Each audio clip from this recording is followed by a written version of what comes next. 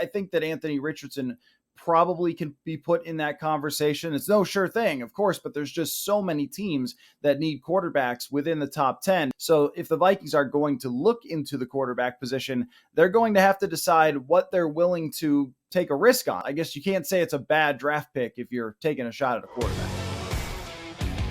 Welcome into another Purple Insider Extra. Jonathan Harrison here, joined once again by Purple Insider's Matthew Coller. The draft is now just under a month away, Coller, and there's still plenty of directions the Vikings could take with the 23rd overall pick in this year's draft. So as we start a series within the Purple Insider Extra series here, let's take a look at the most important position in all of sports. A lot of speculation going into what the Vikings might do at this position.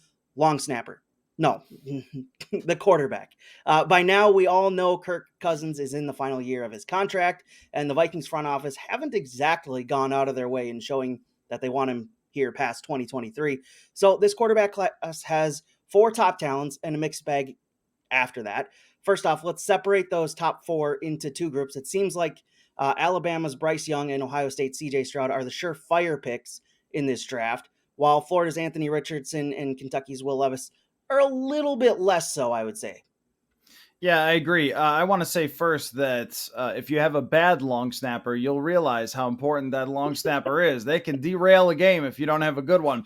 But yeah, it's, I think, pretty clear that at least in the top 4, you're going to see Bryce Young and CJ Stroud go. I don't think there's any mock draft, any draft analysis, no debates. They aren't on TV yelling at each other about whether those guys are going to go at the top. And for the Vikings, from their perspective, it's not really in consideration.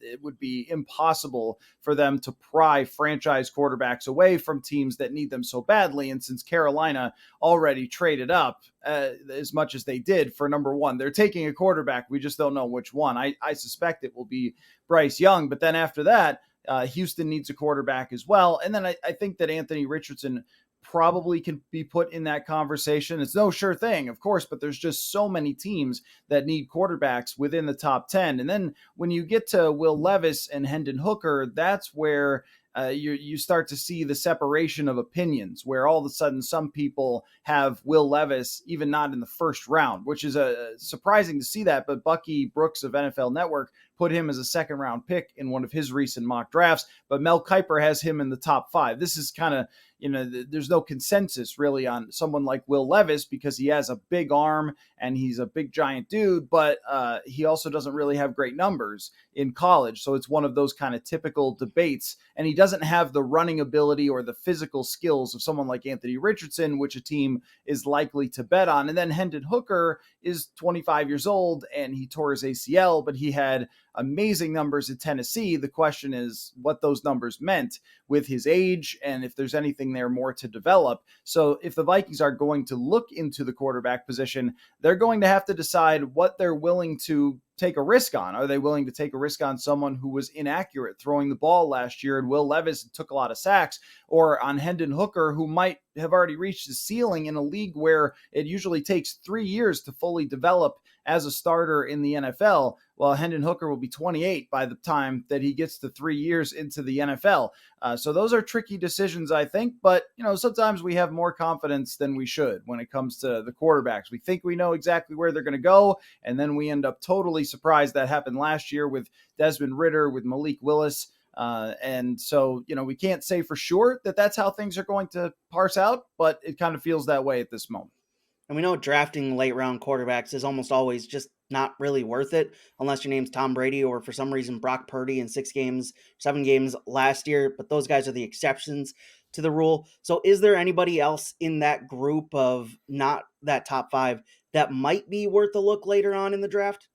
Yeah, there are 2 guys that are getting a little bit of mid-round buzz. Jake Haener from Fresno State and Clayton Tune from Houston. And both of these guys are undersized. And if they were the same size as Anthony Richardson, they'd be going number 1 or number 2. But, they don't have quite the resume physically as him. And that's part of the issue is when you're drafting in the middle rounds, usually you can find quarterbacks who put up big numbers or quarterbacks who have one amazing skill, but haven't put it all together. And that's why it's so hard to make it work. I mean, if you go back and look from, say, 2012 when Kirk Cousins and Russell Wilson were mid-round quarterbacks to right now, I'm pretty sure the only mid-round quarterback that you're going to see that succeeded is Dak Prescott, and everybody else did not become starting quarterbacks. Now, with Brock Purdy working out last year for San Francisco, albeit in a very small sample size, you are probably going to hear executives after they draft quarterbacks in the middle rounds say,